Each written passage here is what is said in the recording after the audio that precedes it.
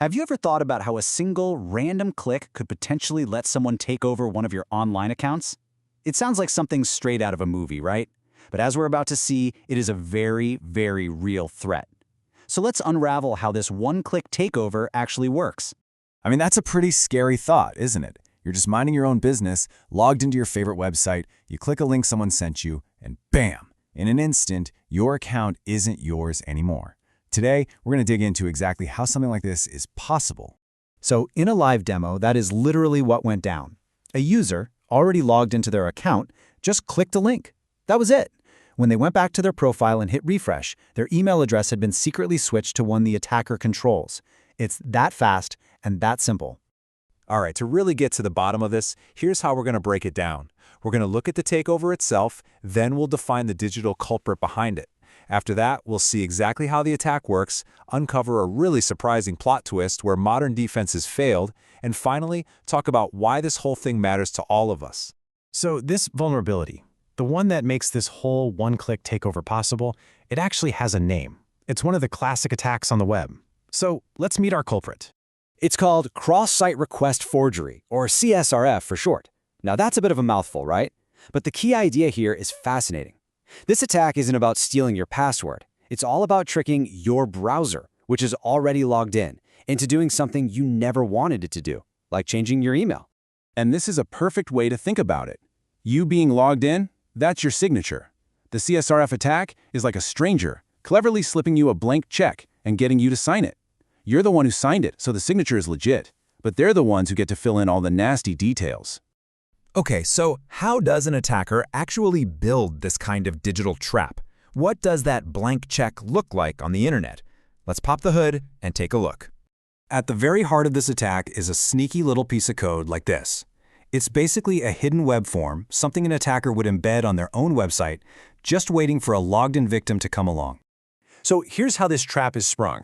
First, this form is completely invisible. You'd never even know it's there. Second, it's already pre-filled with the attacker's email address. Third, a tiny bit of script automatically submits this form the second you load the page. And here's the kicker.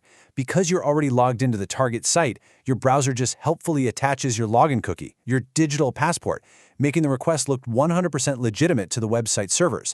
Now, I know what you're probably thinking. Wait, shouldn't our browsers have ways to stop this kind of thing? And you are absolutely right. They are supposed to. But this is where our little investigation takes a very, very weird turn. You see, for years now, browsers have had a specific defense designed to stop CSRF attacks dead in their tracks. It's a feature that has to do with cookies, those little bits of data that keep you logged into sites. It's called the same site attribute. The default setting in pretty much every modern browser is called same site equals lax. Now, in plain English, that just tells your browser, hey, if a request to change something comes from a completely different website, do not send the login cookie with it. This setting alone should have stopped our attack cold. End of story. So here's the breakdown of what should have happened versus what really happened. The expectation was simple. The attack fails, the user is safe. But the reality, the thing we saw happen in the live demo, in the Brave browser, the attack just worked. The email was changed, completely bypassing the very defense that should have protected the user. And this quote from the YouTube creator who found it just captures the moment perfectly. You can feel the raw, genuine shock. This wasn't just an attack working, this was a fundamental security feature failing to do its one job. It was the live discovery of a potential flaw in the browser itself. So this is way more than just some quirky bug. The failure of a core security feature like this has much bigger implications for how we think about our safety online. So what can we really take away from all this? Well, first, security is never done, it's a constant battle. Second, even the defenses we take for granted can have hidden flaws. Third, an attacker only needs to find one tiny crack in the armor to get in. And finally, and maybe most importantly, our security relies on every single link in the chain, from the website all the way down to the browser we're using. And that is the real kicker here. The website itself might have been perfectly secure.